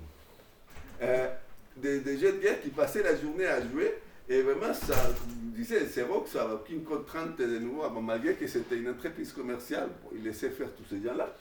Et ils voyaient ça, ces gens-là qui se défonçaient là à faire des jeux et tout, qui trouvaient que les jeux étaient quand même mieux que la drogue. Mais là, il y a une petite évolution. Ils disaient, effectivement, ça a moins des effets nocifs sur les cerveaux, etc. Et on est tout le temps défoncé aussi à faire des jeux, à passer la journée là, à faire des jeux. Et là, il a donc trouvé que dans ces laboratoires, des parcs, etc., il y avait deux types de programmeurs. Il y avait les planners, c'était les gens sérieux, qu'il fallait quand même qu'on donne un rapport au chef à New York. Il fallait envoyer un rapport là-bas. Et alors, c'était les planners, les gens tout bien habillés, tout, qui écrivaient des rapports et qui envoyaient les rapports. Et là-bas, les planners. C'était des gens ennuyants, emmerdables pour possible. Et il y avait les autres qui se défonçaient à fond à faire des jeux qu'il a appelés les hackers. Alors, les hackers, qui était un mot qui veut dire de faire des choses pour le plaisir. Et les hackers, donc, qui sont des gens qui inventent pour plaisir, qui font des choses pour s'amuser. Et là, il disait que ces laboratoires-là, c'était des zones hors la loi. Il disait vraiment, ça fait ces reportages sortis dans Rolling Stone, ça fait un scandale tel que quand c'est arrivé aux États-Unis chez Xerox, alors là, les gens de Xerox ont dit, mais c'est quoi cette histoire? Nos clients, qu'est-ce qu'ils vont penser, nos clients? Et Xerox a interdit toute visite des journalistes à Parc. C'était la première et la dernière visite des journalistes de laboratoire des parcs, interdiction totale. Ça, c'était donc très mauvaise publicité pour les clients de Xerox. Vous voyez ça, les bureaux, là, les gens qui allaient acheter les outils des bureaux de Xerox, qu'est-ce qu'ils allaient dire? C'était des hippies comme ça qui faisaient ça. C'était incroyable. Et à côté de ces laboratoires, donc, il y avait les SEI, il y avait ARC, il y avait PARC. Il y avait un club d'utilisateurs. C'était le Homebrew Computer Club. C'était un club d'amateurs d'électronique qui a été créé, c'était assez fou. Parce que ça, c'était l'un des fondateurs, était aussi un personnage incroyable, Fred Moore, qui malheureusement est mort très jeune dans un accident de voiture, mais qui était un personnage mythique aussi, qui était aussi les types complètement à côté de la plaque totalement, qui était père célibataire. Il traînait partout sa fille, il avait eu une fille et il avait sa fille, il la traînait partout. Il la perdait ou il la laissait dans les bibliothèques, il la laissait, après on la trouvait dans la bibliothèque, etc. Bon, c'était incroyable. Et c'était un activiste, et l'argent pour lui, ça c'était vraiment une chose incroyable. Il a été en Amérique centrale à faire des projets de gestion de l'eau pour les pays pauvres en Amérique centrale, pour les tiers-monde, bon, etc. Pacifiste, bon, type incroyable. Et il a été l'un des créateurs de ce Homebrew Computer Club. Et l'argent pour fonder ça, il a obtenu de qui? De Stewart Brand. Et Stewart Brand, parce que Stewart Brand, qui avait donc créé ce Whole Air catalogue, il a décidé d'arrêter ça, après quelques années, donc il a décidé d'arrêter, et il avait une petite fortune, et il a dit, ben, avec ce qu'il avait gagné, il a dit, c'est pas normal tout ça, et il a dit, il a pris $20 000 de l'époque, et il a envoyé une invitation, qui est devenu mythique, a envoyé une invitation à tous les copains informaticiens de la Californie, autour de Stanford, pour dire, écoutez, je vous invite, on va arrêter les Whole Air Catalogue, et il y aura une surprise. Venez tous là, qu'il va y avoir une surprise. Pour plein de monde qui était venu là, il a dit, bon, ben, écoutez, on va arrêter là, mais j'ai ici $20 000 que je vais donner au meilleur projet. Quel va être le meilleur projet qui va sortir de là? J'ai donc ça. Alors, ben, l'histoire, personne ne s'attendait à ça, et vous voyez comment il y a ce désordre là. Comment est-ce qu'on va choisir les meilleurs projets, discussions, ben, tout ça. On dit, est-ce que c'est vrai? Il a dit, ben c'est vrai. Alors regardez, vous pouvez compter, il a passé l'argent qui a circulé, il est revenu 17 000 seulement. Il y a 3 000 qui se sont évaporés. Mais bon, il y a quand même, hein, que c'est seulement 3 000 de 20 000 qui s'évaporent, c'est quand même incroyable. Alors il y a 17 000 qui sont revenus, et finalement, tout le monde s'est mis d'accord pour donner ça à Fred Moore, qui était un type très respecté et tout. Et mais là, pour lui, c'était la catastrophe, il ne dormait pas et tout, qu'est-ce qu'il avait fait, il n'avait jamais eu autant d'argent et tout. Et finalement, il avait décidé de faire ces clubs avec des amis, ces clubs-là, qui avaient donc un club d'échange. Un club d'échange, l'un des leitmotifs de ces clubs, c'est que vous prenez toujours moins de ce que vous rapportez. Ouais, c'était des échanges, mais il fallait donc apporter des choses. Alors, ça, vous prenez des choses, mais vous devez ramener plus que ce que vous prenez. Et il y a eu des réunions entre mars 75 et décembre 86, ce sont des réunions, et là, vraiment, c'est incroyable. Là, il y a plus de 20 entreprises qui sont nées de là, c'est là ici, de 23 compagnies qui sont nées de là, y compris Apple, puisque Wozniak et Jobs sont membres, et surtout Wozniak, hein, qui était puis les techniciens, l'ingénieur de l'équipe, qui était membre de ces clubs. Et là, il y a une anecdote assez superbe là. C'est qu'en 75, lors d'une première réunion de ces clubs, il y avait une entreprise de Stanford qui s'appelait, non, c'était une entreprise texane, non, c'était texane, MITS, qui s'appelait MITS, qui avait créé un ordinateur Altair. Je crois qu'on l'a connu, il y a certains ici ont connu cet ordinateur. C'était un ordinateur très primitif et tout, mais qui était un ordinateur commercial. Et cette entreprise a été invitée dans les clubs pour montrer cet ordinateur. Et ils ont envoyé 2 personnes, dont une très jolie blonde apparemment, que alors les gens ont passé plus à regarder la jolie blonde qu'à regarder l'ordinateur, parce que là les gens connaissaient plus ou moins déjà l'ordinateur. Mais l'histoire intéressante, c'est que là, on est arrivé à cet ordinateur et un interpréteur de BASIC. BASIC, c'est ce langage très simple, qu'à l'époque, c'était vraiment le langage que tout le monde utilisait à l'époque, c'était un langage très très simple. Un langage d'interpréteur, et ce langage, et venait dans ce qui était la façon de distribuer à l'époque les logiciels, c'était une bande papier à trous. il y a beaucoup qui les connaissent, c'est une bande comme ça, Des comme scripteurs. ça. À tout. Du téléscripteur. Ouais. Et du coup, avait développé, des produits qu'il avait développés, c'était justement un lecteur de ces bandes très petits comme ça. Et là, la machine, la démonstration a été faite avec un interpréteur de BASIC qui était vendu par une petite compagnie qui s'appelait Microsoft, mais avec un tiret entre Microsoft, qui était la propriété d'un petit jeunet de 20 ans, qui était Bill Gates. 20 ans. Il vendait ça. Vous voyez, mais l'esprit de ces clubs, c'est que tous les logiciels sont gratuits. Les logiciels, c'est l'information est gratuite. Les hardware, les machines, on peut payer pour ça. Mais l'information est gratuite. Tout le monde doit avoir ça. Alors là, on avait fait l'erreur de laisser cette bande-là de papier par une table. Elle a disparu. On ne sait toujours pas qui c'est qui a emprunté la bande, mais l'histoire c'est que ça s'était copié, c'était répandu partout. Et alors là, tous les membres de ces clubs, plus ses amis, etc., possédaient donc gratuitement ces basics. Chose qu'on n'a jamais fait ici à l'EPF. Là. On n'a jamais fait ici. On n'a jamais fait ici. Et donc, Bill Gates a fait une lettre Furax, une lettre qu'il a envoyée au club Furax en disant que c'était absolument incroyable, etc. Et comme il n'a pas répondu, il avait même envoyé une deuxième lettre. Depuis alors, vous voyez, ça fait partie de la réputation de Bill Gates. Il a gagné très fort parmi ces hackers, parmi tous ces développeurs. Il est devenu toujours très, très aimé, très apprécié. Et c'est dans ces clubs que Wozniak a vendu les premiers Apple. Vous voyez, en 76. En 76, il a vendu le premier Apple qui était là, signé Wozniak.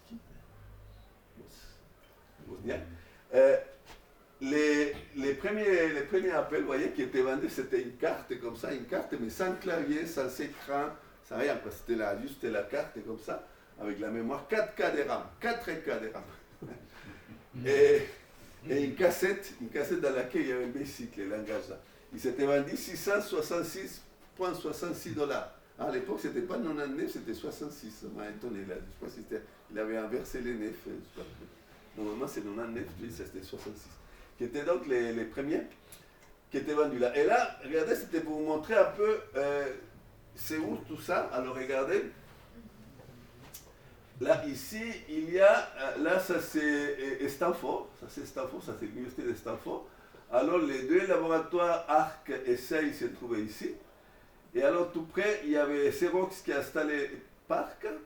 Et tout près, il y avait les réunions, c'est ici, dans un autre laboratoire de Stanford qu'on faisait les réunions des Homebrew Computer Club. Alors c'est tout, c'était vraiment autour de Stanford, quoi. Et bon, et il y a Apple qui était un peu plus loin, qui a été fondé un peu plus loin.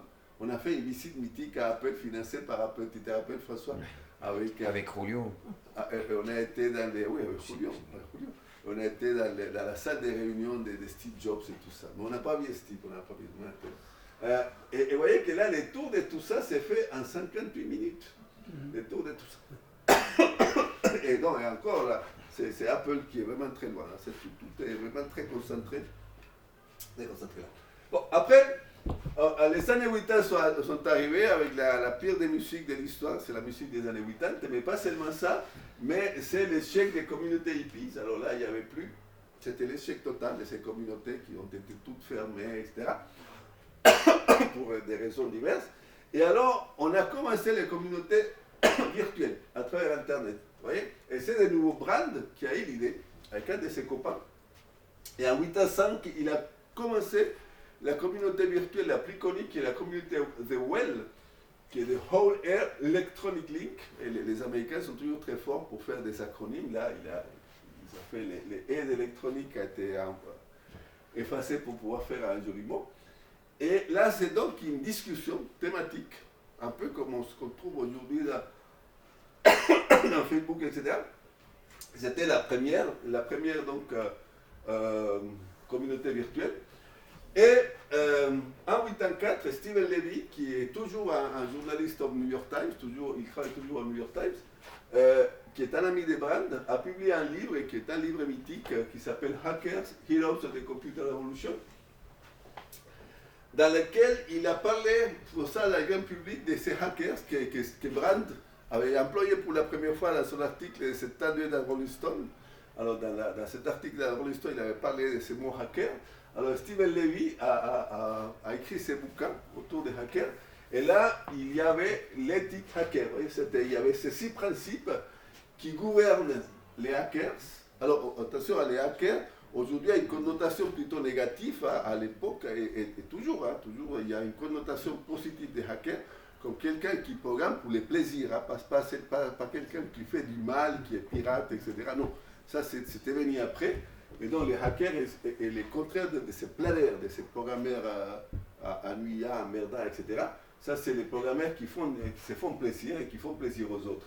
Alors, vous voyez, le principe, c'est que les accès aux ordinateurs doivent être illimités et total. On ne paye pas pour avoir l'accès aux ordinateurs, c'est l'information gratuite. Alors, les softs doivent être gratuits, c'est l'information. Méfiez-vous de l'autorité. Promouvez la décentralisation. Aucune autorité, aucune hiérarchie, pas de décentralisation. Alors, les hackers doivent être jugés pour le hacking, pas par des critères faux tels que les diplômes, âge, race ou position. Vous pouvez créer de l'art et de la beauté avec un ordinateur, et les ordinateurs peuvent changer votre vie pour le mieux. Principe très important. Parce que vous voyez, là, c'était l'idée donc que la société va être changée par l'ordinateur, avec l'ordinateur. Vous voyez, en créant de la beauté, en créant de l'art, en créant tout ça, en facilitant le travail, on va changer la vie, on va changer la société avec l'ordinateur, et sans avoir besoin des autorités, des gouvernements, des centralisations, des hiérarchies, tout ça c'est fait entre nous, tout ça c'est fait tout seul. Alors, inspiré par ce livre, Brand et un type qui s'appelle Kevin Kelly, organisé la première conférence des hackers en novembre 1984. Et là, il y avait tous les gens, oui, ceux qui connaissent les Mac, connaissent bien Hetfield, l'un des programmeurs mythiques des Mac, Wozniak, Richard Stallman, etc. Là, dans cette première réunion des hackers, le sujet, alors qui a vraiment incendié tout, c'était est-ce qu'on ne peut pas gagner de l'argent avec du soft. Et là, on commençait déjà à penser, là, on est en train de rater quand même des affaires. On est quand même des Américains, au fond, on aime bien les affaires. Est-ce qu'on n'est pas en train de rater ça? Et on avait vu que Gates vendait ses basics, etc. On dit, mais... Et là, donc, c'était la première scission qui venait entre ceux qui disaient, mais non, il faut continuer à dire l'information est gratuite, et les autres qui disaient, mais non, écoutez, là, il faut gagner de l'argent, il n'y a pas seulement ceux qui vendent du hardware qui vont gagner de l'argent, on peut gagner de l'argent aussi avec du soft. Et de cette scission est sorti Richard Stallman, qui était qui est toujours, parce qu'il existe toujours, il est toujours vivant, qui est un type qui est très intelligent, puisqu'il a gagné aux États-Unis, il y a une bourse qui s'appelle la bourse MacArthur, qui donne $1 million chaque année à quelqu'un qui doit s'avérer très intelligent. Si vous êtes très intelligent, vous postulez pour ça et vous gagnez $1 million. Et Stallman, c'est l'un des récipiendaires de cette bourse. Et Stallman a créé, qui travaille au MIT, a créé la Free Software Foundation. Et là, il a lancé ce programme GNU qui est devenu plus tard Linux, qui est donc ce système d'exploitation qui est derrière les Mac aujourd'hui et qui est le système d'exploitation gratuit qui est préféré par les gens qui ne veulent pas payer donc à Windows ou qui ne veulent pas payer au Mac. Même les Mac, dans les Mac, il y a Linux qui marche. Simplement par-dessus, Apple a mis l'interface graphique, mais c'est Linux qui est derrière ça. Et tout ça, donc, c'était autour de ça. Donc, le principe, c'est que le software gratuit est ouvert. Tout le monde a accès aux sources. Vous pouvez, quand vous avez un logiciel, vous pouvez les lire, vous pouvez voir tous les codes à l'intérieur, vous pouvez les modifier, et c'est de cette collaboration qui va naître un meilleur logiciel. Vous voyez, et il n'y a donc pas de coupure entre concepteurs et usagers, les deux collaborent pour ça. Et après, en 1993, Brand et des amis, notamment cette dame, je ne sais pas, Esther Dyson, je ne sais pas si parmi vous ont entendu parler de cette dame qui était la grande gourou des réseaux dans les années 90 et qui est la fille de Freeman Dyson, qui est un physicien, que peut-être tu connais, Chris, non? Freeman Dyson, un grand physicien anglais. Et qui est la fille de ça, et Perry Barlow, alors celui qu'on a montré la déclaration des libertés d'Internet, ils ont créé la revue Wired, qui est toujours une revue très populaire parmi les informaticiens, qui est devenue un peu la Bible, et tout, et qui a commencé dans tout ça une évolution assez terrible de tous ces gens-là, donc, avec ces principes hippies et tout ça, qui sont devenus, presque tous, et en tout cas tous ceux qui sont là, sont devenus des libertariens. Ça, c'était, disons, plus ou moins normal, parce que libertariens, c'est ceux qui nient à l'État, etc., qui veulent tout se gouverner tout seuls, pas l'État, pas payer d'impôts, surtout pas ça. Mais ils sont devenus plus que ça, ils sont devenus des républicains, mais extrémistes total. Le grand ami, c'était Newt Gingrich. Je ne sais pas si vous vous rappelez de Newt Gingrich, qui était le président du Sénat à l'époque de Reagan, de Bush, etc. C'était vraiment un type d'extrême droite incroyable. Et là, tous sont devenus des grands financiers, des grands financiers du Parti républicain, et surtout donc de l'aile la plus droite du Parti républicain. Tous ces gens-là, et on a oublié d'un. Et aujourd'hui, là c'est le dernier transparent. Ouf! Désolé, mais je parle toujours beaucoup et ça fait toujours long, mais bon. Là, c'est le dernier transparent. C'est juste pour vous montrer alors, cette philosophie qui reste de tout ça aujourd'hui. Bon, il y a toujours donc cette histoire de décentralisation, de vouloir éliminer toute hiérarchie, toute centralisation, tout gouvernement, etc. Mais cette idée de qu'on peut tout résoudre les problèmes du monde avec l'informatique. C'est-à-dire que là, on est capable de résoudre tous les problèmes. Il suffit de cliquer quelque chose et c'est résolu. Et surtout pas que les gouvernements mettent son nez là-dedans. On est nous capables de tout résoudre. Google, Amazon, Facebook vont nous apporter la solution à tous les problèmes du monde. Et ce qui est incroyable, c'est que donc, tous ces problèmes du monde vont être résolus par des gens qui ne connaissent rien au monde. C'est des autistes incroyables, et c'est tous ces informaticiens, c'est des autistes incroyables qui sont tout le temps en face de l'ordinateur, qui connaissent le monde à travers des représentations virtuelles, etc., qui ont plein de milliers d'amis, mais des milliers d'amis dans Facebook, etc., et c'est qui vont résoudre donc tous les problèmes du monde à travers l'informatique. C'est assez fou. Et là, il y a une série, je ne sais pas si vous la connaissez, une série qui s'appelle Silicon Valley. Qui connaît cette série Silicon Valley? Alors, ceux qui ne la connaissent pas, alors il faut la voir. Il y a 4 saisons, je crois, 4 ou 5 saisons, je ne me rappelle pas, 5 saisons peut-être. Alors, cette série est absolument géniale parce que vraiment, c'est un portrait, mais complètement fidèle des informaticiens et de ces fous donc, qui programment et qui font nos applications, qui veulent aujourd'hui simplement créer des entreprises, gagner des millions, créer des entreprises pour vendre ça à Google. Mais en plus de gagner des millions, donc c'est changer le monde et alors faire notre monde un monde meilleur grâce à l'informatique. Alors là, il y a, donc ça c'est un extrait dans des premiers épisodes de Silicon Valley, dans lequel on voit des informaticiens tout jeunes qui sont invités à la fête d'un autre informaticien qui a réussi à vendre son entreprise par des millions. Alors ils viennent là voir la fête dans laquelle on va fêter donc ces millions gagnés. Et avec eux, ils travaillent tous, ils vivent tous dans un incubateur. Là, il y a donc un ami qui a un incubateur et qui doit payer donc pour être là dans l'incubateur. Et si ça marche de l'entreprise, les propriétaires de l'incubateur vont gagner des pourcentages. Alors là, je vous laisse voir ça, ces petits extraits, parce que c'est vraiment super. C'est Kid Rock.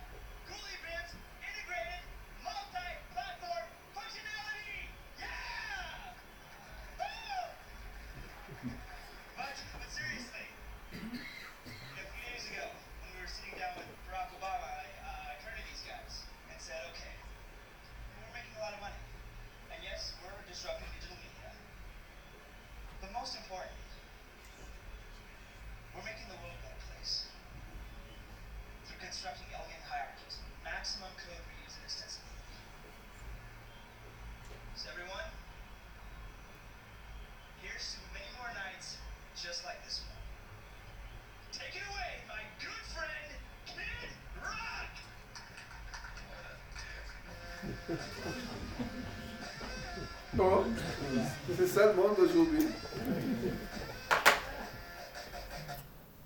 Alors, des questions. Alors, je t'ai envoyé le truc de ce tweet donc je suis, parce que c'est un exemple complet de détournement d'Internet pour une autorité incompétente. Et puis, si jamais tu veux pas prendre un peu d'autres histoires. Ah oui, bien sûr. Oui, c'est l'intelligence artificielle. Non, et puis alors, Engelbart, je me suis rendu compte, avait déjà dit lui à l'avance intelligence augmentée, la terminologie qu'on préfère aujourd'hui. Bon, Par contre, pas tout le monde d'ailleurs, qui continue toujours à utiliser l'intelligence artificielle. Bon, mais les gens sérieux. Et puis, bon, je veux bien qu'on fasse remonter certaines idées aux hippies, mais personnellement, je les aurais fait remonter à Bakounine.